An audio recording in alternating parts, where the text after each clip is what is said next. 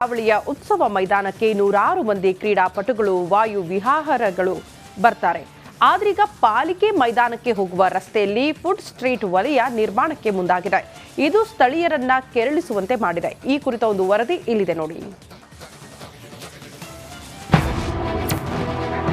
ಉತ್ಸವ ಮೈದಾನದ ರಸ್ತೆಯಲ್ಲಿ ಫುಡ್ ಸ್ಟ್ರೀಟ್ ನಿರ್ಮಾಣ. ಮಂಗಳೂರು ಪಾಲಿಕೆ ವಿರುದ್ಧ ಸಾರ್ವಜನಿಕರ ಆಕ್ರೋಶ. ಮಂಗಳೂರು ಮಹಾನಗರ ಪಾಲಿಕೆ ಒಂದಲ್ಲ ಒಂದು ವಿಚಾರದಲ್ಲಿ ವಿವಾದಕ್ಕೆ ಕಾರಣವಾಗುತ್ತಲೇ ಇದೆ. ಇತ್ತೀಚೆಗೆ ಟೈಗರ್ ಕಾರ್ಯಾಚರಣೆ ನಡೆಸಿ ಗೂಡಂಗಡಿ ತೆರವು ಮಾಡಿ ಭಾರೀ ಆಕ್ರೋಶಕ್ಕೆ ಕಾರಣವಾಗಿತ್ತು. ಇದೀಗ ಕರಾವಳಿ ಉತ್ಸವ ಮೈದಾನದ ರಸ್ತೆಯಲ್ಲಿ ಫುಡ್ ಸ್ಟ್ರೀಟ್ ನಿರ್ಮಾಣಕ್ಕೆ ಮುಂದಾಗಿದ್ದು ಕ್ರೀಡಾಪಟುಗಳು ವಾಯು ವಿಹಾರಿಗಳ ಆಕ್ರೋಶಕ್ಕೆ ಕಾರಣ ಆಗಿದೆ.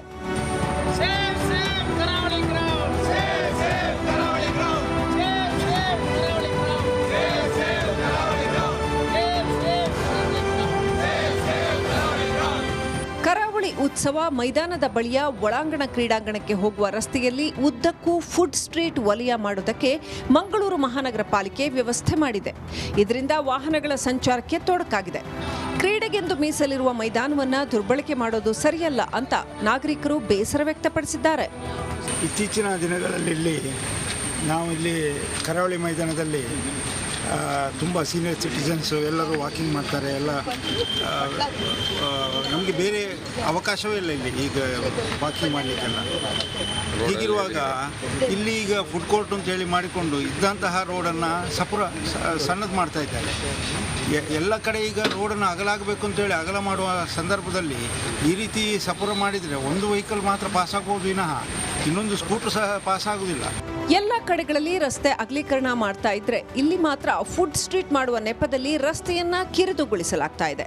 ಇದರಿಂದ ವಾಕಿಂಗ್ ಟ್ರ್ಯಾಕ್ಗೆ, ಶಟಲ್ ಮೈದಾನಕ್ಕೆ ಬರುವವರು ಸೇರಿದಂತೆ ಎಲ್ಲರಿಗೂ ಅನಾನುಕೂಲ.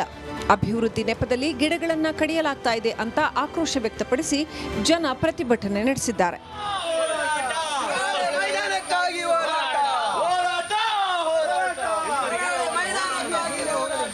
ಈ ಮುಂದೆ ಫುಡ್ ಕೋರ್ಟ್ ಆದರೆ ಈ ಕರಾವಳಿ ಮೈದಾನದ ಏನು ಅಂಗಣ ಇದೆ ಇದನ್ನು ಕಸದ ಕೊಂಪೆ ಆಗುವಂಥದ್ದು ಯಾವುದೇ ಡೌಟ್ ಇಲ್ಲ.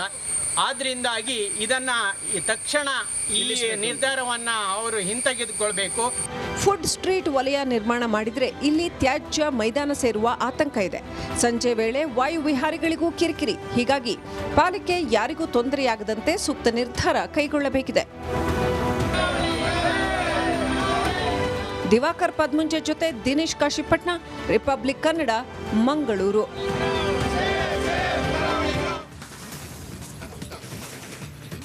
ಅದು ಕಾಫಿ ಕಣಿವೆಯ ಬ್ಯೂಟಿ ಸ್ಪಾಟ್. ಅಲ್ಲಿ ಕಾಲ್ನಡಿಗೆಯಲ್ಲಿ ಸಾಗಿದ್ರೆ ಸಿಗೋದು ಆ ಎತ್ತರದ ಗುಡ್ಡ.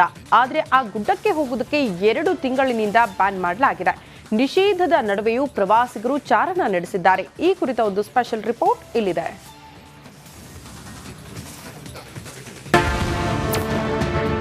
ಎತ್ತಿನ ಭುಜಕ್ಕೆ ನಿಷೇಧವಿದ್ರೂ ನಿತ್ಯ ಟ್ರೆಕ್ಕಿಂಗ್. ಪ್ರವಾಸಿಗರ ಎಂಟ್ರಿ ಅರಣ್ಯ ಇಲಾಖೆಗೆ ಗೊತ್ತಿಲ್ವಾ? ಕಣ್ಣು ಹಾಯಿಸಿದಲ್ಲೆಲ್ಲ ಹಚ್ಚ ಹಸಿರು, ಮನಸ್ಸಿಗೆ ಮುದ ನೀಡುವ ಬೆಟ್ಟ ಗುಡ್ಡಗಳ ಶ್ರೇಣಿ. ಡ್ರೋನ್ನಲ್ಲಿ ಸೆರೆಯಾಗಿರೋ ಪ್ರಕೃತಿಯ ಸೌಂದರ್ಯ ಇದು. ಪಶ್ಚಿಮ ಘಟ್ಟಗಳ ಸಾಲಲ್ಲಿರೋ ಎತ್ತಿನ ಭುಜದ ಸುತ್ತಮುತ್ತಲಿನ ಮನಮೋಹಕ ದೃಶ್ಯಗಳಿದು.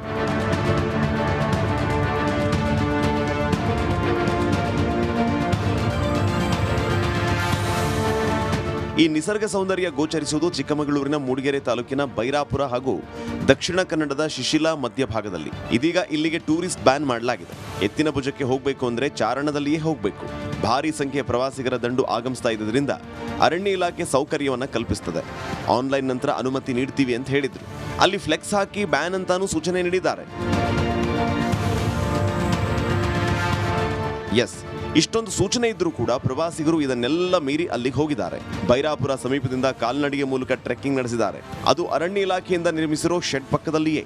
ನಿಷೇಧ ಇದ್ರೂ ಹೇಗೆ ಎಂಟ್ರಿ ಕೊಟ್ಟರು ಅನ್ನೋದು ಒಂದು ಕಡೆ ಆದ್ರೆ ಅಲ್ಲಿ ಅರಣ್ಯ ಇಲಾಖೆ ಸಿಬ್ಬಂದಿಯೇ ಇರಲಿಲ್ಲ ಅಂತಾನೂ ಹೇಳಲಾಗ್ತಾ ಇದೆ.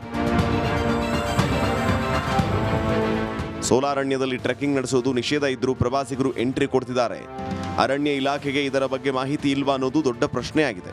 ಮೊದಲೇ ಅದು ವನ್ಯ ಮೃಗಗಳ ತಾಣ, ಆನೆ ಕಾರಿಡಾರಿರೋ ಗುಡ್ಡಗಳ ಸಾಲು. ಏನಾದರೂ ಅನಾಹುತ ಆದರೆ ಯಾರು ಹೊಣೆ ಅನ್ನೋ ಪ್ರಶ್ನೆ ಉದ್ಭವಿಸಿದೆ. ನಿಷೇಧದ ನಡುವೆಯೂ ಟ್ರೆಕ್ಕಿಂಗ್ ಮಾಡಿರೋದು ಅರಣ್ಯ ಇಲಾಖೆಯ ವಿರುದ್ಧ ಸ್ಥಳೀಯರ ಕೆಂಗಣ್ಣಿಗೂ ಗುರಿಯಾಗಿದೆ. ಚೇತನ್ ಪದ್ಮಶಾಲಿ, ರಿಪಬ್ಲಿಕ್ ಕನ್ನಡ, ಚಿಕ್ಕಮಗಳೂರು.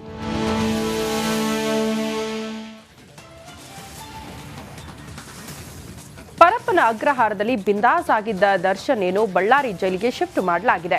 ಈತನ ದರ್ಬಾರ್ಗೆ ಕಾರಣವಾಗಿದ್ದ ಆ ಅಧಿಕಾರಿಗಳಿಗೆ ಟೆನ್ಷನ್ ಶುರುವಾಗ್ಬಿಟ್ಟಿದೆ. ವಿಚಾರಣೆಗೆ ಹಾಜರಾಗುವಂತೆ ನೋಟಿಸ್ ನೀಡಲಾಗಿದೆ. ಈ ಕುರಿತ ರಿಪೋರ್ಟ್ ಇಲ್ಲಿದೆ ನೋಡಿ.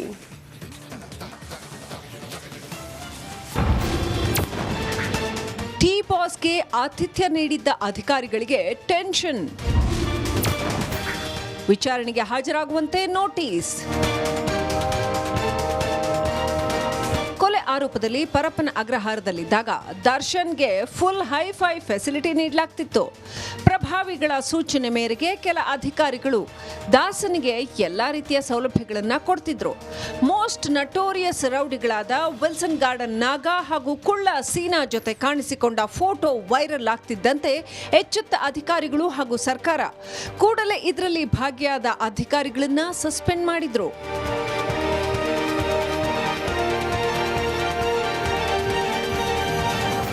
ಇದೀಗ ಸಸ್ಪೆಂಡ್ ಆಗಿರೋ ಅಧಿಕಾರಿಗಳಿಗೆ ಟೆನ್ಷನ್.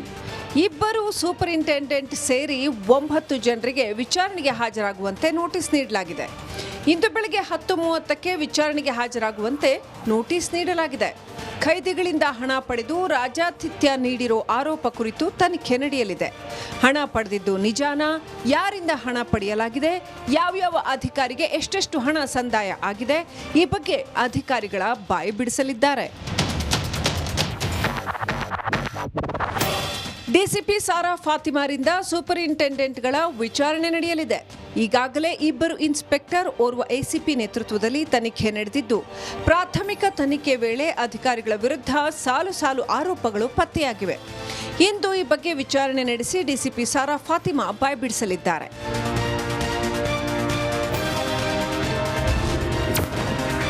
ರೌಡಿ ನಾಗನಿಗೆ ಇಂದು ಖಾಕಿ ಡ್ರಿಲ್.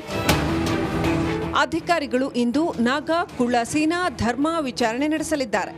ಆಕಸ್ಮಿಕವಾಗಿ ನಾಗನೊಂದಿಗೆ ದರ್ಶನ್ ಕಾಣಿಸಿಕೊಂಡ್ರ, ಅವರಿಗೂ ನಾಗನಿಗೂ ಸಂಬಂಧ ಇಲ್ವಾ ಅಂತ ವಿಚಾರಣೆ ನಡೆಸಲಿದ್ದಾರೆ. ಈ ಬಗ್ಗೆ ನಾಗನನ್ನ ವಿಚಾರಣೆ ನಡೆಸಿ ತನಿಖಾ ತಂಡ ಕ್ಲಾರಿಟಿ ಪಡೆಯಲಿದೆ. ಕೋರ್ಟ್ನಿಂದ ಅನುಮತಿ ಪಡೆದು ವಿಚಾರಣೆ ನಡೆಸಲಿದೆ. ಮಾದೇಶ್, ರಿಪಬ್ಲಿಕ್ ಕನ್ನಡ, ಬೆಂಗಳೂರು.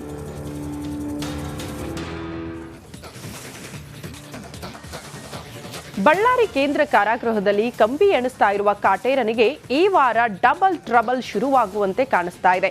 ಒಂದ್ ಕಡೆ ಚಾರ್ಜ್ ಶೀಟ್ ಸಲ್ಲಿಕೆಗೆ ಕೌಂಟೌನ್ ಶುರುವಾಗಿದ್ರೆ, ಮತ್ತೊಂದು ಕಡೆ ಸ್ಪೆಷಲ್ ಕೋರ್ಟ್ಗೆ ಮನವಿ ಸಲ್ಲಿಸುವ ಸಾಧ್ಯತೆ ಇದೆ. ಈ ಕುರಿತ ರಿಪೋರ್ಟ್ ಇಲ್ಲಿದೆ ನೋಡಿ.